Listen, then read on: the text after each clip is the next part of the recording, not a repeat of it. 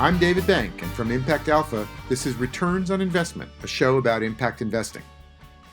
So if 1 in 3 women experience gender-based violence in their lifetime, that's material to every business. The question is, how do you figure out how it's material? That's Joy Anderson, founder and president of the Criterion Institute.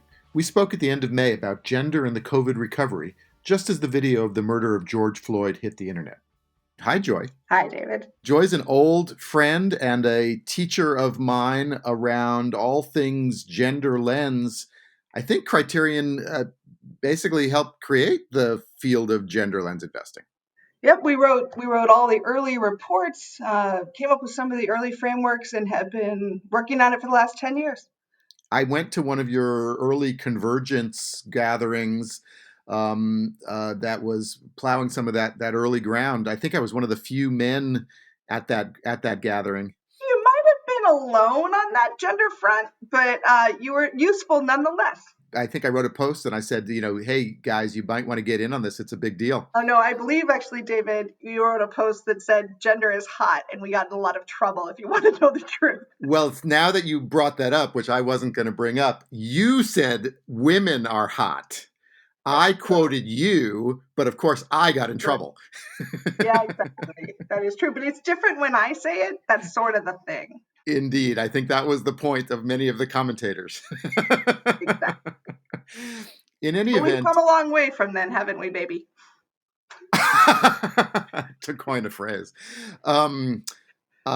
You've got this report coming out on a due diligence guide for investors on gender-based violence and COVID, which, in a sense, encapsulates, I think, a lot of the work you've done. I want to get into that specifically, but in broad terms, you've been looking at gender and COVID and gender and the recovery.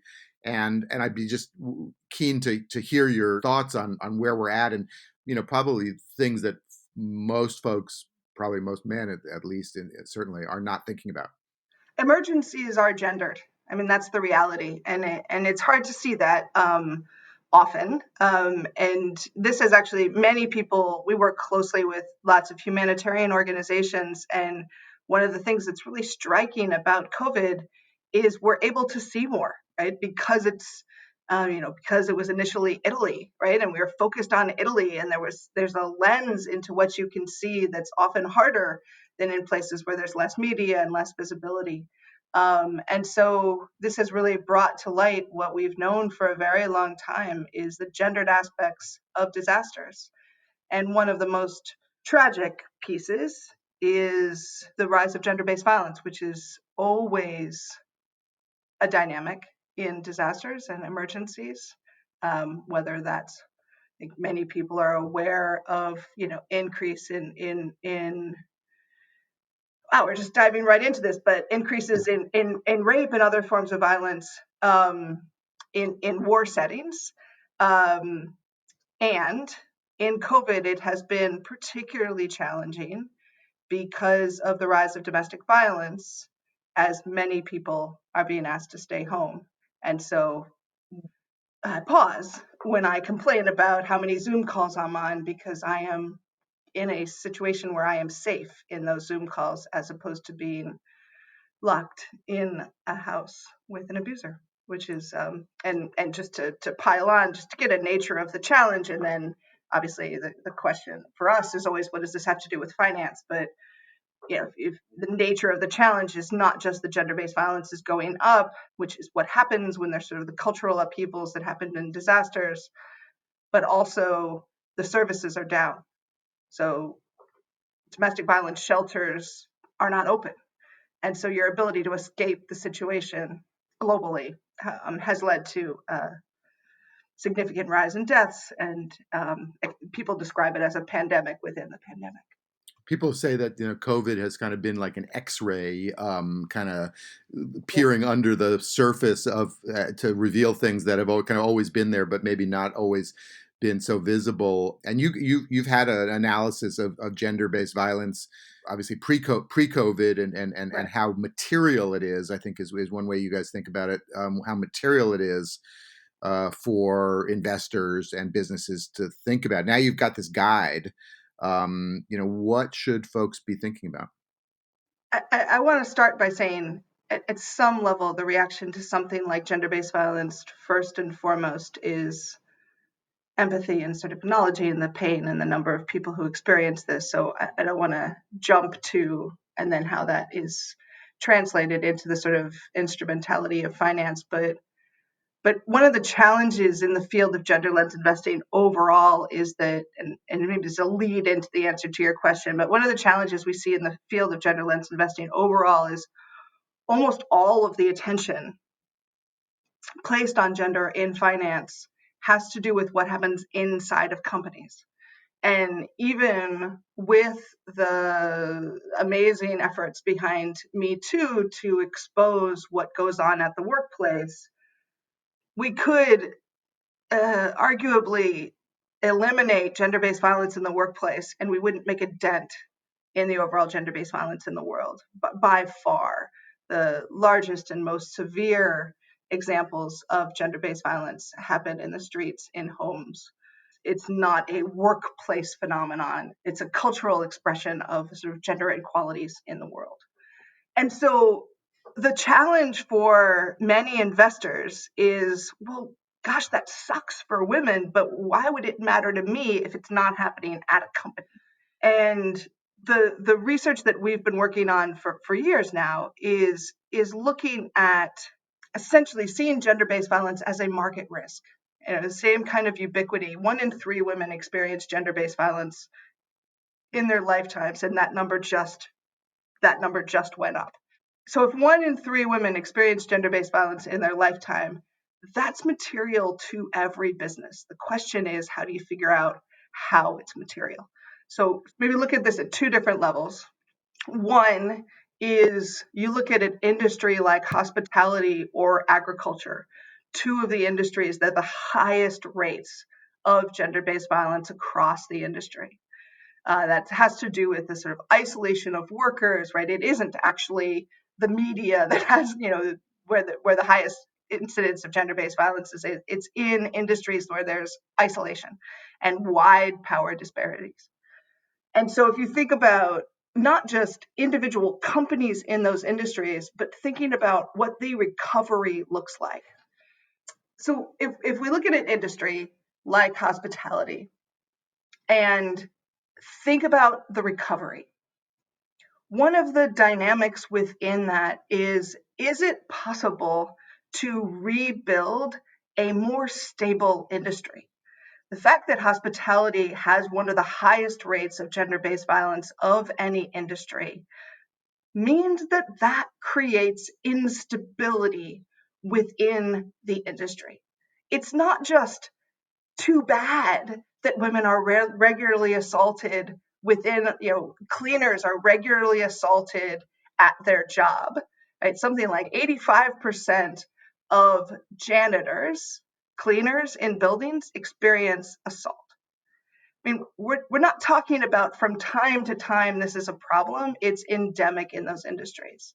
So part of the question is, as you're looking at recovery, as we're looking to rebuild industries and think about, particularly for something as catastrophically hit as hospitality, is there a way to rebuild it stronger?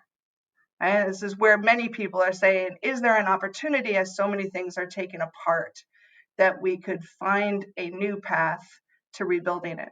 The second, just sort of simple point, seeing it more as a market risk, not just a risk inside of an industry, which is this sort of continued propensity to work at home is often, and so many companies making these decisions to continue to enable people to work at home. From a gender perspective, some people say, hey, that's great, right? We've wanted flexible workplaces. I love it when people say, see, women can stay home with their children now. That's one of my favorite comments, right? Like, oh, this is going to be great for women because they always wanted to just be able to stay home and take care of the kids. And this enables them to do that all the time and work. Like, that's fun. But it also has this reality of, are those companies really looking carefully? And I was on a really interesting call with Allstate yesterday, who's doing some really interesting things looking at the long-term safety that needs to be put in place for people who work at home. And so, how do we look at this systemically and really be smart as we're looking? I mean, what I love about what I see impact investors and sustainable investors doing right now is figuring out where can they put their money to rebuild the economy better, more sustainable, more compassionate, more just than it was before. And one of the things, unfortunately, that is in the midst of that is looking at this sort of catastrophic incidence of gender-based violence. Well, so I think what you're getting at is that there's a gender component to lots of aspects of the recovery, whether it's how we work, which industries are hardest hit, who's doing the work, what the treatment is of different workers, relationships in the home, as you say. Um, I think impact investors are probably more attuned to it than others. Hopefully, readers of Impact Alpha have gotten the memo about gender lens and gender based perspectives on investing. But it's not really like the front and center, headline issue in the recovery. And it sounds like maybe it's not just an issue, maybe it's the issue.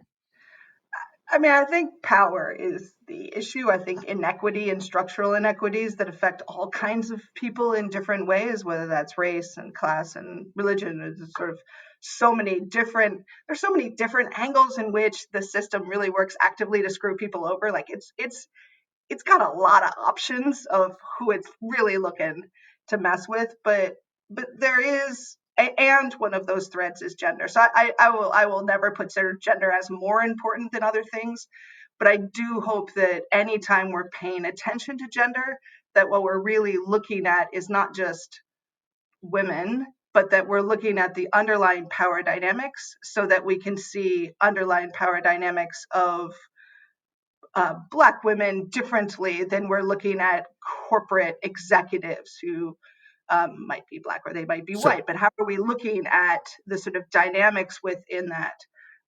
so Um, power. yeah, power.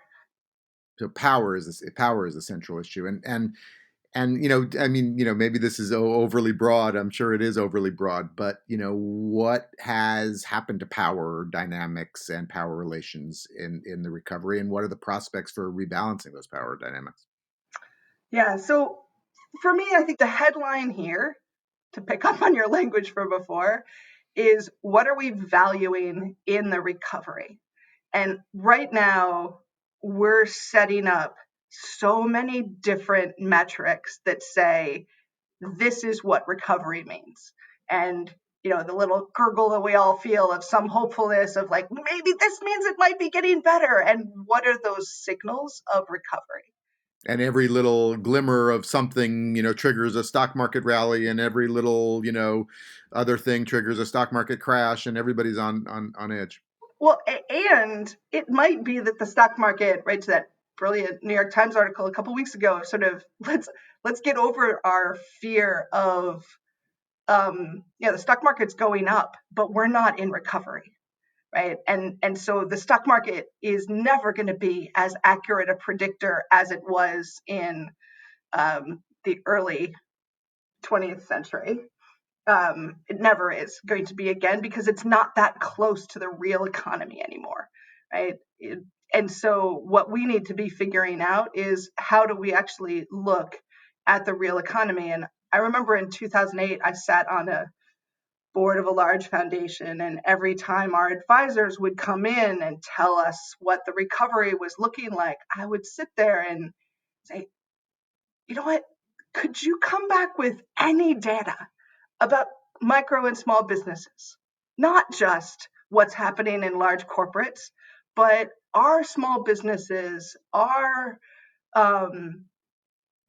are small businesses recovering? Because if they're not, we're not getting there. And right now, there's a really stark data point that's running around fairly widely of the role of looking at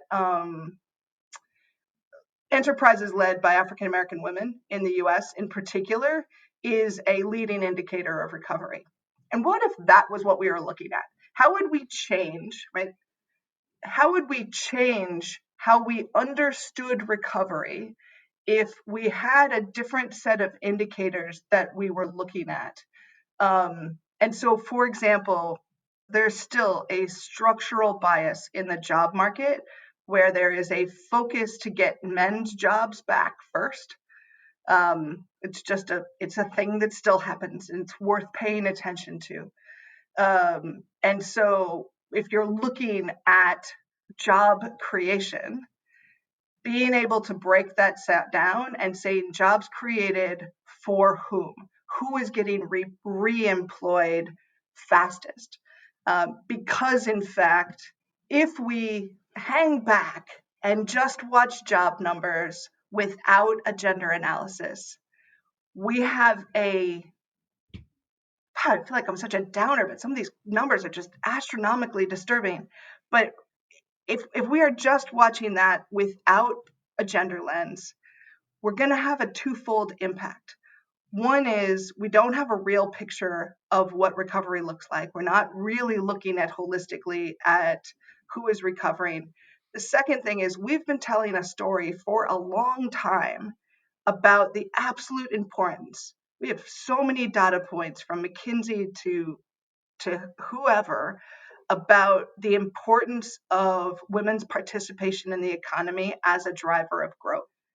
If we're not paying attention to things like the care economy and are women actually able to get back to work, or did we decide that women staying home and doing the best they can in a job where they're also taking care of kids is okay, right? Like, or if in the recovery and we're looking at job growth and we're not looking at whether or not women are re-entering the workforce, we're going to have a cascading effect because the time delay of getting women back into the workforce without the infrastructure necessary to make sure that the sort of costs of the care economy don't simply fall back to women and they are not able to re-enter the workforce, it's going to have a long-term effect.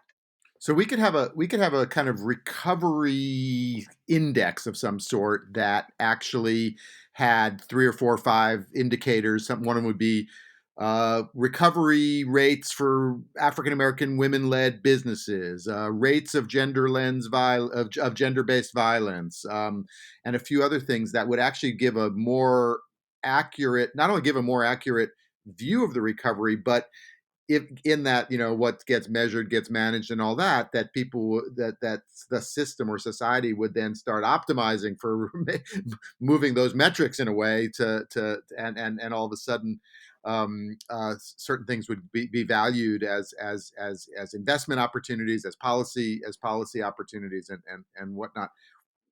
So we started working on that about a month ago with the leaders in the field of gender lens investing. So there are about 10 of us trying to compile what is the data that we know, what are the correlations that are already in place. And we've got these sort of 10 points of materiality. So hopefully we'll be able to publish those soon. They turned out to be, we think it really matters what these numbers are and what we're paying attention to and how, this is a moment where it can't be too complex. It has to be really simple and clean, right? Everybody's looking for something to hang on to. So a couple more layers of edits, but we should be publishing something like that soon. Well, one of the things we always look for is that in the thing that other people are not seeing is can be an opportunity for the folks who are seeing it. So, what are the opportunities, and not just investment opportunities, but sort of impact opportunities for folks to who can look deeper and see these power dynamics.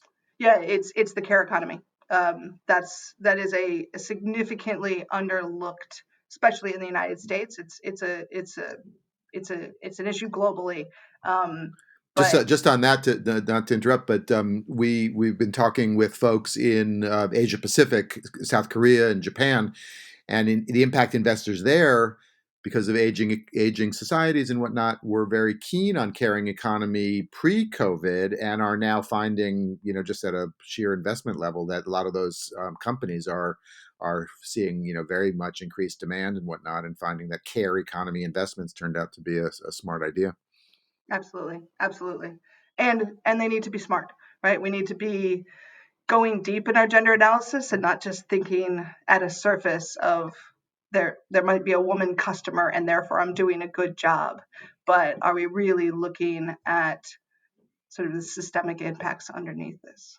So, what would, forward thinking policy types be prioritizing if they were taking a true gender lens, power dynamics kind of approach to the recovery?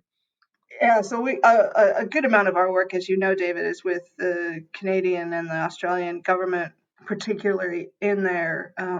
We work most often with their donor agencies, and almost immediately after COVID began, we started conversations about the power dynamics and how money was going out the door. You mean like relief stimulus kind of money?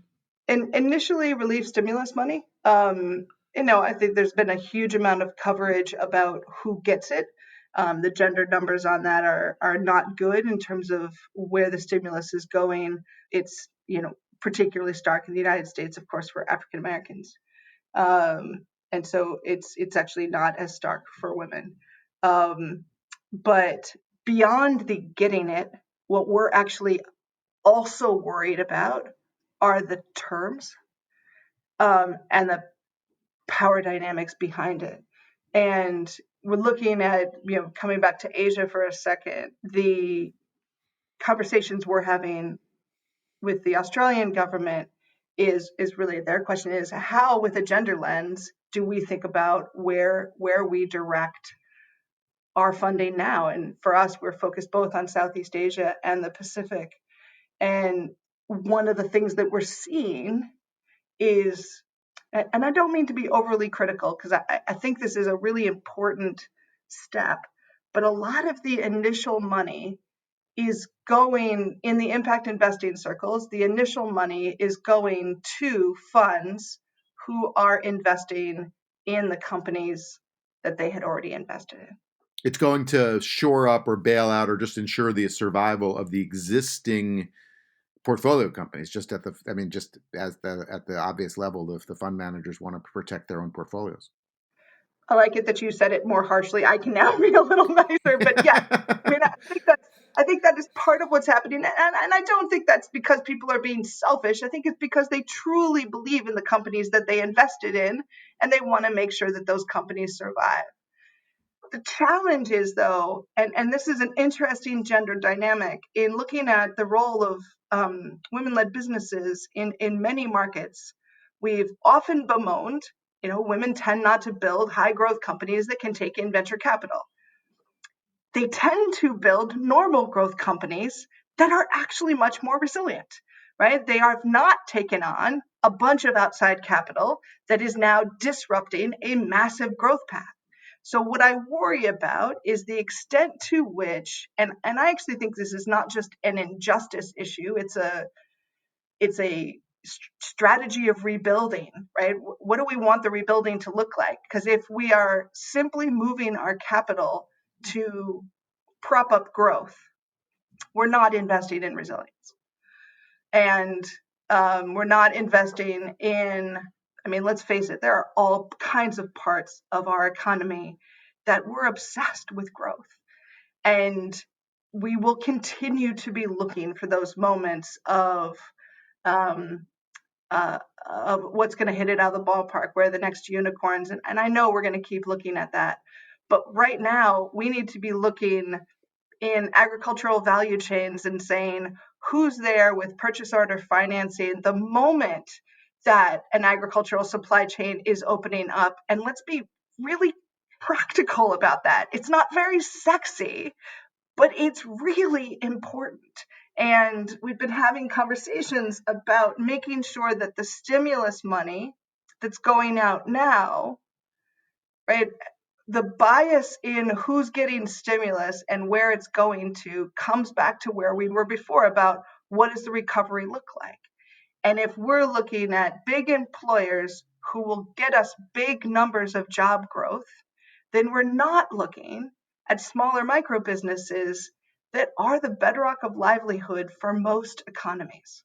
So we might get the manufacturing plant moving again and we get a win, but we're not getting the smaller businesses back to work, and it's those family businesses and that deliver the mail day in and day out, and we have to rebuild that as well. And there's huge gender dynamics behind the intermediaries that are getting the capital, and are they looking more broadly at the opportunities, or are they following the same ruts that they were in before of, I know how to get to these entrepreneurs and therefore I'm going to get to them again because I don't know how to find the others and I don't know how to rethink what's useful now. We had a call with 10 different organizations that are all building new funds right now a couple nights ago in Asia Pacific. And it was just an amazing conversation of, I just wanted everybody to scratch their heads for a while and say, is my idea actually still relevant?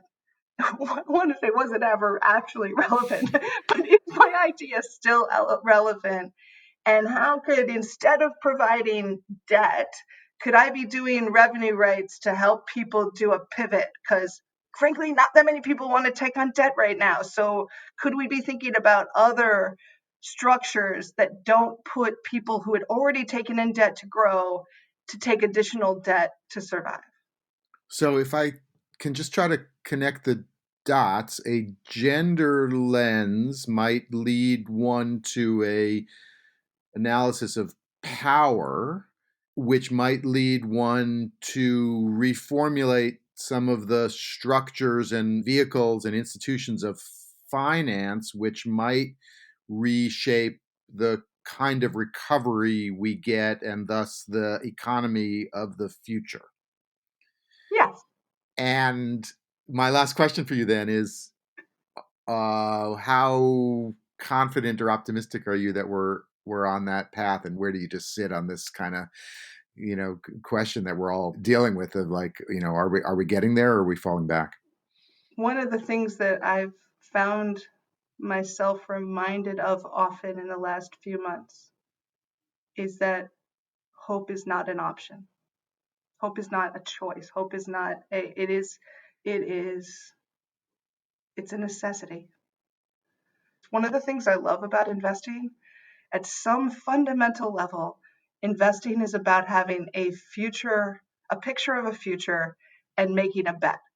And I don't know how people invest if they don't fundamentally have hope. And I think this is a time more than ever, because of the ways in which we're going to concentrate capital, the ways in which we're going to be using capital, hopefully to problem solve more than we ever have before, right? Let's face it, finance drives recoveries. And so I've been talking to many of my friends who are sort of like, why have you worked in finance? I'm like, because of this. Because at this moment, power gets concentrated in the hands of the people who have the ability to finance the recovery. And the question right now is, what is the hope that they are making a bet on? And I want it to be, do I believe it is? No, I am, especially after the events in the US in the, I mean, last night. Sorry, to date this to date this podcast, right? The what happened in Minneapolis last night, on a day-to-day post, on a day-to-day basis, is really hard to be optimistic. But somewhere at the base of it all, if we don't have hope, then we will all go home. And I'm not game to go home yet. Well, Joy, thank you for sharing that with us and for being with us and for all your work. It's great to be with you, Joy Anderson, Criterion Institute. Thank you. Thanks, David. That's going to do it for this episode of Returns on Investment. You can read more about Joy and the guide to mitigating the risks of gender-based violence at impactalpha.com. Subscribers receive full access to Impact Alpha content, including deal flow, job postings, and a Slack channel. Use the code BRIEFING50 to get 50% off at impactalpha.com/subscribe. Thanks to Joy Anderson and our producer Isaac Silk, who wrote our theme song. I'm David Bank, editor and CEO of Impact Alpha.